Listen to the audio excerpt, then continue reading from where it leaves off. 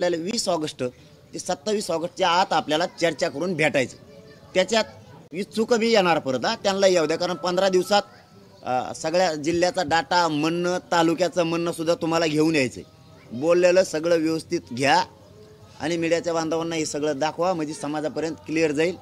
आणि सांगताना माझं असं आहे पुन्हा की आपल्याला यासाठी बसायचं की जर सगळे समीकरणं जुळले तर निवडणूक लढवता येते. काय व्हायला लागले ते सांगतो. आता हे विषय क्लिअर झाले, कारण सरळ सरळ वेळ दिलेला आहे मी. आता 20 ऑगस्ट ते 27 ऑगस्टपर्यंत सगळ्या जाती धर्माचे लोक येऊन भेटू शकतात, कारण त्यांना मराठाही निवडून आणणार आहे आणि त्यांनी मराठ्यांना निवडून आणायचं आहे. आता त्यांनी पण मराठ्यांना आणायचं, क्रॉस फ्रीज करायचं नाही. दलित उमेदवाराला मराठ्यांनी निवडून आणायचं आहे, दलित बांधवांच्या मतदारांनी मराठ्यांना निवडून आणायचं आहे, धनगरांच्या यांना मराठ्यांनी निवडून आणायचं आहे, धनगरांच्या यांनी मराठ्यांना निवडून आणायचं आहे, मुस्लिमांना मराठ्यांनी निवडून आणायचं आहे आणि मुस्लिमांनी सुद्धा मराठ्यांना आणायचं. हे असं 12 बलुतेदारांचं सगळ्यांचं मिळून हे कनेक्शन करायचं, क्रॉसिंग करायचं नाही. तरच तुमची जात मोठी होणार आहे, तुमचे लेकरं मोठे होणार आहेत आणि आमचे होणार आहेत. हे फक्त नादी लावतील, तुम्हाला आमदार करतील, मंत्री करतील, पण बंधनात ठेवतील कुलूप लावून. आम्ही सांगतो तेवढंच कर, इथं सगळं मोकळं राहणार आहे.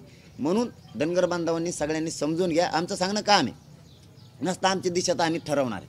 आता हे टप्पे पडलेत, यानुसार सगळ्यांना आजच समाजाकडून आमंत्रण आहे की आपण सगळ्या जाती धर्माचे लोक 20 ऑगस्ट ते 27 ऑगस्टच्या आत सगळ्यांनी चर्चेला या. मध्ये बी आले तरी हरकत नाही, कारण काय तेवढ्याच वेळेत दिलं मग काय करावं, त्याच्यात जावं असं काय नाही. तुम्ही केव्हा या, आज उपोषण आजपासून यायला सुरुवात केली तरी माझी हरकत नाही. फक्त कामाने सविस्तर कामाला लागा. आणि विशेष करून मराठ्यांच्या सगळ्यांना सांगतो, डाटे व्यवस्थित तयार करा, गावागावातली व्यवस्थित माहिती घ्या, व्यवस्थित त्यांना समजून सांगा. जर आपलं ठरलं तर मराठ्यांनी एकही फुल्ली यावेळेस वायाला जाऊ द्यायची नाही. मुलाच्या बाजूनं जातीच्या बाजूनं करायची. एकसुद्धा नसेल तुम्हाला एखादा उमेदवार किंवा कोणी पसंत तरी करायचं, म्हणायचं नाही त्याचं माझं पटत नाही. कारण समोरच्याला जो आपल्याला नको आहे त्याला संधी द्यायची नाही, त्याला संधी द्यायची नाही, अजिबात नाही. अशी संधी मराठ्याला पुन्हा येणार नाही. कारण मराठ्यांची इज्जत ठेवायची, आपल्याला मराठ्यांची ताकद ठेवायची, शान ठेवायची. त्यासाठी तुम्हाला मतदान तुमच्या मुलासाठी करावं लागणार आहे, तुमच्या जातीसाठी करावं लागणार आहे. नसलं पटत तरी. आणि इच्छुक लय भाराभर राहू नका, हां, लय मोठे राहू नका. मग काय होईल, आपल्या वडातडीत पुन्हा आपण जे नको आहे त्याचंच चांगलं करू, जे तुम्हाला नको आहे त्याचंच चांगलं करणार. त्याच्यापेक्षा 2 पावलं मागं पुढं सरकून होऊन द्यायची असली तर फाईट होऊन द्या, जमुनी कळू द्या मराठे काय असतात आणि किती कोणाकोणाला पाडी देत. हे का करायचं आहे ते सांगतो म्हणलं होतं तुम्हाला मी, ते कारण सांगतो. काय व्हायला लागले, आपण जर निवडणूक लढू म्हणलं तर युतीचं सरकार खुश होतं.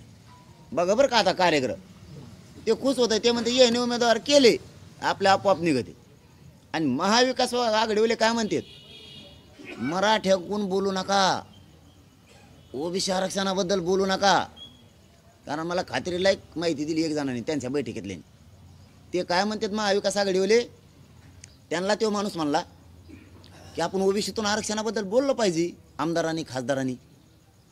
ते म्हणले ओबीसी नाराज होते ना, ते म्हणले मग मराठी नाराज होते. नाही नाही नाही नाही मला मराठीने नाराज होत, मराठी बरोबर तेही नाही दिलं का आपल्याला मतदान करते. बघा यांची स्टाईल बेटे हो, मनोज जरांगीत नाही लागत होय तुम्ही,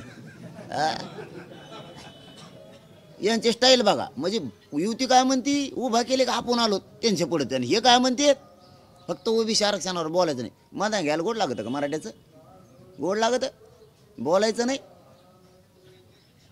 म्हणजे ह्या शाळा आहेत, त्याच्यामुळं असंच बघा मी काय म्हणतोय, असंच ओबीसींची सुद्धा ते बोलत असते, ओबीसी सुद्धा मी सावध करायला. आता आमच्यासारखंच मुस्लिमांना धनगर बांधवाला सुद्धा बोलत असते.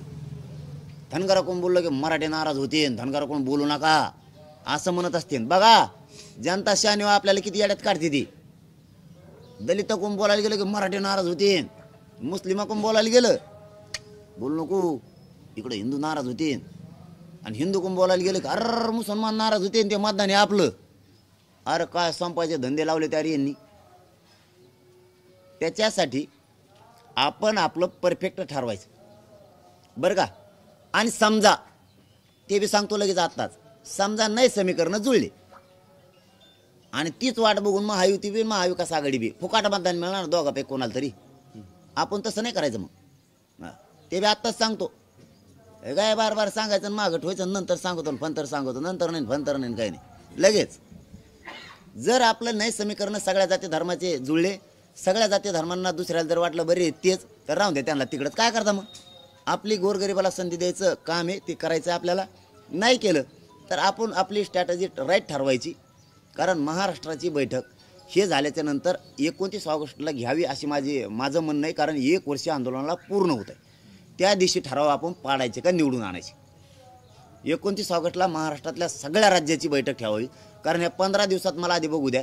आपण जर ती बैठक आता ठेवली, उपोषण संपल्यावर समजा उदाहरणार्थ 13ला दौरे संपते, 14 ऑगस्टला ठेवली, तर आपल्याला समीकरण जुळले का नाही हे माहीत होणार नाही. राज्यातल्या मतदारसंघातला आपल्या जिल्ह्यातला डाटा आलेला नाही. मग बैठकीत नेमका मांडायचं काय असा प्रश्न माझ्या पुढं होता आणि समाजापुढेही. मी बैठकीत म्हणलो समजा पाडा, आणि त्यावेळेस जर समीकरण जुळले लढायचे तर मग काय करायचं? त्यासाठी आधी कळू द्या कोणत्या जातीचे लोक आपल्यासोबत येतात का नाही. किती डाटे आणलेत, किती जणांना तालुक्याचा आपण आपल्या मतदारसंघाचा डाटा आणलाय, समाजाला सांगितलंय, समाजाला विचारलंय, हे आधी कळून द्या. उभा केल्यावर पडून जातीची किंमत कमी करण्यापेक्षा ह्या 100, 150, 200 जणांची किंमत मोठी नाही आहे. हे उभा राहतील, मी निवडून येईन म्हणतील, मी पडन म्हणते, पडले तर आपली 6 कोटीचा अपमान होईल. 6 कोटी मराठा महत्वाचे, हे 100, 150, 200 हे महत्वाचे नाहीत. यांचं काय करायचं आहे? आपण का राजकारणासाठी एकत्र आले नाहीत, आरक्षणासाठी आले नाही. हे सरकार देण्यात म्हणून आपल्याला तिकडे जायची वेळ आली.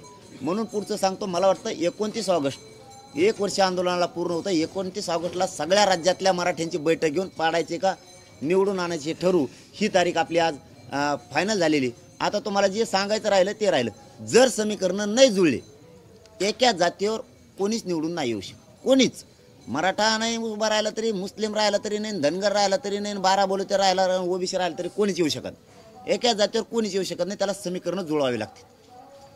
आणि ते जर नाही जुळले तर मग आता आपल्या पुढं मी काय सांगितलं, आत्ता महायुती वाट बघती. आपण उमेदवार उभे केले तर त्यांचं चांगलं होईल. मग ते त्यांचंच बघत येत. कारण कण बैठका लावायला लागले. ते आता त्यांच्या बातम्या यायला लागल्यात, आमके फौज मैदानात उतरले, तमके फौज मैदानात उतरले. सगळे पडेलच आहेत त्याच्यात. पुरे पडेल फडेल माल सगळा आहे. काय ज्ञान आहे त्यांचं, त्यांना आलं नाही. काय मैदानात उतरलेत कोणाला माहिती. उतरून देते त्यांचं. मग त्यांनी सुरू केलं त्यांचं काम. म्हणजे आपल्या आंदोलनाकडे लक्ष नाही, किंवा मराठ्यांच्या, धनगरांच्या, 12 बलुतेदारांच्या मागण्याकडे यांचं लक्ष नाही, याचा अर्थ असा होतो. आणि महायुती काय म्हणती, ते महाविकास आघाडीत ते महायुती तसं म्हणती उभे केले पाहिजे म्हणजे आपला फायदा होतोय. आणि महाविकास आघाडी काय म्हणती, तिकडून हुकले.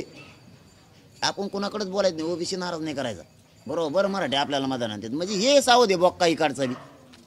त्याचे चाबरे तुमची ही शाळा आहे काय आमच्या संग. म्हणजे तुम्ही इथं आता गोवाधाड्या तोंडावर टाकून हाणं लागला तर आम्हाला असं झालं नाही. गोवाधाड्या आणून टाकून इकडून युतीवाला इकडून बुक्के हाणतो, महाविकास आघाडीवाला इकडून हाणतोय. आणि तोंड झाकून धरलं, दाबून धरलं विरोधी पक्ष नेत्याने आमचं. म्हणजे मिळालं ना आम्हाला, कोण कुठं राहिलं. गोवाधाडी काढल्यावर तर कुणीच नाही, आमचेच माणसं उभा पुढं. म्हणजे आमच्या माणसानं आम्हाला आणलंय. अरे चाललंय चाबरेच भेटा तुम्ही. थांबा तुम्हाला नीट करतो पुढचं ऐका. मग आता माझ्या डोक्यात असं आहे, हे जर अशी वाट पाहत असले, समीकरण जर नाही जुळले तर आपल्याला उमेदवार उभे करून चालणार नाही. जात हरून द्यायची नाही. मग आपल्या पुढं पर्याय काय, जी ओबीसीतून मागणी करीन त्यालाच करायचं. मग तो कोणत्या पक्षातला असतो. आता तू कोणत्या महायुतीचा असतो नाही तर महाविकासाकडे जेव्हा म्हणन, समजा आपले समीकरण नाही जुळले तर जेव्हा म्हणन की मी ओबीसीतून तुमची जी मागणी ती पूर्ण करील, तेव्हा आपला आमदार. मग त्यालाच मदत करावी लागणार आहे आपल्याला. मग तो कोणत्या पक्षाचा असो, त्याला नाविलाज आहे आपला. मग पाडापाडी मग अशी करावी लागणार आहे आपल्याला. पाडापाडी सगळा चुथाडाच. मग महायुतीचे 7-8, महाविकास आघाडी 7-8, काँग्रेसचे 7-8, भाजपचे 7-8, सगळ्या पक्षाचे. मग अशी शिवसेनेचे 7-8. जेव्हा आपला नाही ऐकला त्याला म्हणजे चल बाहेर होय, ही पारडा की ही इकडं लोटायचं, इकडून इकडं. मग लोटालोटी मराठ्यांच्या हातात आणायची. पर्याय नाही. मी सांगतो ही चेष्टा नाही. आपल्याला हेच करावं लागेल. आणि आपले बी ठराविक द्यावं लागणार आहे. मग आपले बी ठराविक द्यायचे आणि तेच निवडून बाहेर काढायचे. मग त्याच्यात धनगरांचे काय द्यायचे, मराठ्यांचे काय द्यायचे, आणि ते बाहेर काढायचे. म्हणजे शेवटी पावर जनतेच्या हातात ठेवायची. कोणाला सत्ता नाही आणता आली पाहिजे. पण मी सगळं उघड करत नाही. सत्ता कोणालाच नाही आणता आली पाहिजे हे आत्ता उघडं नाही करीत आता. हां, ही पेस्ट होतं आता मध्ये कशी नाही आली पाहिजे. पावर शेवटी मराठा, धनगर, 12 बलुतेदार, मुस्लिम, दलितांच्या हातात राहिले पाहिजे. बघा आता कसा डाव टाकतो मी 29 ऑगस्टला. यांना महायुतीला आणि महाविकास आघाडीला तिन्ही ताळात कोण नाही राहिलं पाहिजे. नसता यांनी ओबीसीतून मागणी करायला सुरुवात करायला पाहिजे. मराठ्यांना ओबीसीतून आरक्षण द्या, पर्याय बी दिला आता. ओबीसीतून आरक्षण द्या हे सुरू करायला पाहिजे. तर मराठी महाविकास आघाडी आणि महायुतीच्या बाजूने उभा राहणार, नाहीतर राहणार नाहीत. आणि आमचे समीकरण जुळले, 4-5 बी जाती एकत्र राहिल्या तर सत्ताच आपली हे कायम घरी, हे लक्षात ठेवा. म्हणून माझी मराठा समाजाला पुन्हा विनंती आहे, आपण काही डावपेच 29 ऑगस्टला उघडे करू. 29 ऑगस्टला राज्याची बैठक घेऊन ठरवू, पाडायचे का निवडून आणायचे का. ह्या दोघांची आयडिया काय हे बघा. महायुती महाविकास आघाडी 4-5 जाती जर एकत्र आल्या तर कधी जनतेला भारी भरू शकत नाहीत. त्या एकट्या मराठ्याला भारी भरू शकत नाहीत. एकट्या मराठ्याला तर एवढे आले नाही, भारी नाही भरू शकत. फक्त हे आपल्याला येड्यात काढायला लागले गोरगरिबाला. फडणवीस साहेब म्हणले होते पहिल्या कॅबिनेटमध्ये धनगरांना आरक्षण देईन, त्याचं काय झालं? त्याचं काय झालं? आत्ता चौंडीला उपोषण बसलं होतं धनगर बांधवाचं, त्यांना 50 दिवस दिलते आणि आम्हाला 40 दिलते. त्याचं काय झालं? हे बघा, गोरगरिबांनी लेकरांसाठी लढा, विनाकारण कोणाचं ऐकून भांडणं अंगावर विकत घेऊ नका. कारण आम्ही धनगरांच्या एकाही नेत्याला बोलत नाहीत. आता धनगर बांधवांचे जे लोक भेटत आहेत मला ते सांगायला लागलेत की तुम्ही आमच्या नेत्याला बोलतच नाही, तरी ते बोलते तर राव. याचा अर्थ छगन भुजबळांनी विकत घेतलं आहे त्यांना. आमचे लोक विकत घेतल्यासारखं भांडण घ्यायला लागलेत विनाकारण. हां, मी जर त्यांचं मन दुखवलं एकाही धनगरांच्या बांधवांच्या नेत्याचं किंवा ओबीसीच्या किंवा दलित बांधवांच्या नेत्याचं, मी जर मन दुखवलं तर मग बोला. आम्ही तुम्हाला बोलतच नाही तरी तुम्ही आम्हाला बोलता, याचा अर्थ काय होतो? मी समजा एखाद्याच्या दारात येऊन रोज शिव्या देणं म्हणजे त्याचा अर्थ काय होतो? की जाणून बुजून मला भांडणं करायचे. तसं तुम्ही जाणून बुजून आम्हाला बोलताय, आम्ही तुम्हाला बोलत नसू. आणि ज्याचं आरक्षणाला आमच्यामुळं धक्काच लागत नाही ते लोक आम्हाला आरक्षण देऊ नका म्हणतायत. म्हणल्यावर गोरगरिबांनाच विचार करणं गरजेचं आहे आता की नेता काय कामाचा आहे. ह्यो आपला नेता आहे, आपल्या जातीचा आहे, मग ह्यो कापाकापी लावायला आला काय आपल्या तर मराठ्यात? ह्यो नेमका आलाय कशाला? जर आम्ही तुम्हाला बोलतच नाही तरी तुम्ही आम्हाला शिव्या देताय, याचा अर्थ गोरगरीब, ओबीसी, धनगर बांधव, 12 बलुतेदार, दलित बांधव, मुस्लिम सगळ्यांनी समजून घेणं गरजेचं आहे. जर आपण बोलतच नाही तर आपले नेते आहेत 4-5, हे 4-5 लोक मराठ्यातून आपल्यात भांडणं लावून म्हणजे कापाकापी लावायलेत का काय? मग 5 महत्त्वाचे का करोडो समाज महत्त्वाचा? ही सर्वसामान्यांनी विचार करावा, ही माझी विनंती आहे. आणि निवडणुकीत कशी करायची, पाडायचे का लढायचं हे आपण व्यवस्थित ठरवू. त्याची काळजी करायची महायुतीला गरज नाही, महाविकास आघाडीला गरज नाही. कारण तुम्हाला मला खेटायचं हे बी ध्यानात ठेवा. तुम्हाला पुन्हा पुन्हा सांगतो, मला ह्या भानगडीत पडायचं नाही. आता शेवटचं सांगतोय, मला राजकारणात जायचं नाही, माझ्या समाजाला जायचं नाही. आमचं ठरलेलं आरक्षण द्या, जो देईल त्याला मराठी डोक्यावर घेऊन नाचणार आहे, हे शब्द आहे माझा.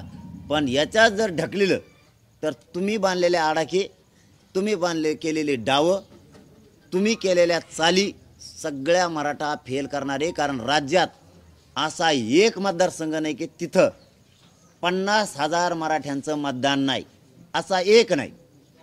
आणि ते 50,000 ज्याच्या बाजून जाईल तोच आमदार होणार आहे. तुम्ही जर आम्हाला असं उघडं पाडलं तर मराठ्यात एकट्यात अशी ताकद आहे की ज्याने उघडं पाडलं त्याचे शीटं आम्ही 100% सगळे पाडू शकतो. कारण 50,000चे लीड तोडणं एवढी सोपी गोष्ट नाही. याच्यावर मात्र सरकारनं विचार करणं खूप गरजेचं आहे की प्रत्येक जागेवर लाखापेक्षा कमी नाहीत, पण आम्ही 50, 40, 50,000च धरले. तुम्हाला पाडायला तेवढं खूप झालं. तुम्ही जर आम्हाला चारी बाजूनं ओबीसीचे नेते हाताखाली धरून घेरलं तर आम्ही आमचं मतदान एका बाजूला जरी फिरवलं तर तुमचे सगळे शीटं पडले म्हणून समजा. कारण तुम्ही जसे डाव साधलेत 10-12 ठिकाणी, 10-12 उपाय पर्याय वापरून, तसे आम्ही सुद्धा 15-16 उपाय ठेवलेले जातात. आणि यातले फक्त 2च मी आत्ता सांगितले. हां, 17 पैकी 2 सांगितलं, 15 बाकी आहेत. 15 तुमचं 15 मी टाकलेले डावून उपायात तुमचा दिदारच केला म्हणून समजा. मी पचकाच तुमचा, सगळा पचकाच, खेळच खालास तुमचा. धन्यवाद.